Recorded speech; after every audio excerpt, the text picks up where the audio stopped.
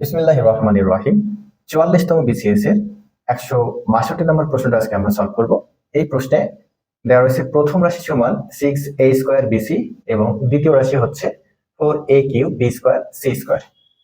এটা নির্ণয় করতে হবে সংখ্যা সহগের গসাগু। এবং আমাদের এখানে চারটা অপশন আমি আগে লিখে রেখেছি। এই চারটা অপশনের ভিতরে কোনটা হয় আমরা সেটা একটু দেখব। দেখেন, এই অঙ্কটা অনেকেই ভুল করে। যেহেতু বিসিএস এ এক্সামের সময়টা একটা ম্যাটার করে, তো সংখ্যা সহগের গসাগু এটা মাথায় না এসে আগেই আমরা এটার গসাগু নির্ণয় করে ফেলি, তখন আমাদের কিন্তু ভুল হয়ে যায় অ্যান্সারটা। তো দেখেন, আমরা সংখ্যা সহগের গসাগু কত হবে আমরা লিখব প্রথম রাশিতে সংখ্যা কত আছে, 6 আছে, এবং এটাকে ভাঙলে আমরা কত পাই, 2 × 3। ওকে, দ্বিতীয় রাশিতে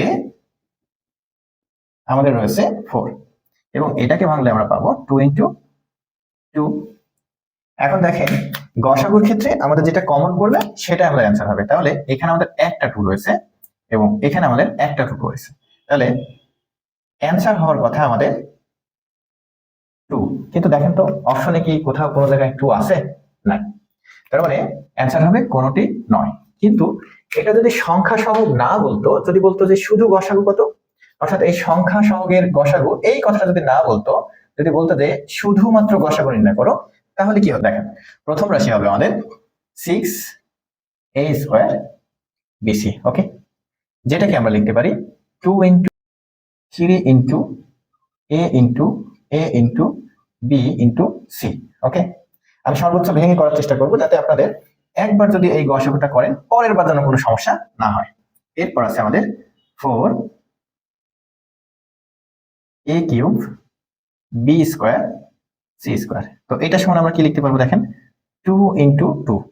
ওকে, এবং এখানে a³ রয়েছে, তার মানে a × a অর্থাৎ 3 বার হবে। এখানে আমাদের b² রয়েছে, তাহলে b × b, এবং c² রয়েছে c × c।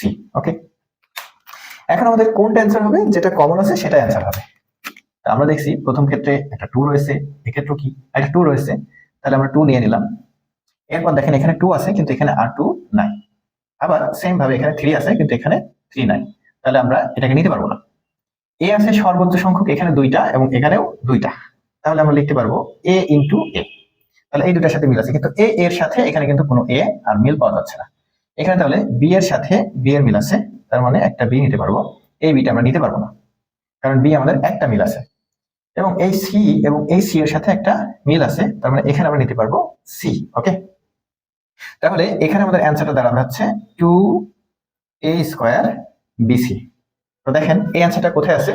খতে আছে, খতে দেয়া আছে। আর আপনি হুট করে এই খতে অ্যান্সারটা দিয়ে আসবেন এবং বাসায় এসে চিন্তা ভাবনা করবেন যে আমি তো সঠিক অ্যান্সারই মারলাম, আমি তো প্রিলিতে টিকতাম, তাহলে কেন টিকলাম না? তার মানে এই শর্ট টাইমের ভিতরে আপনাকে সঠিক যে অ্যান্সারগুলো দিতে হবে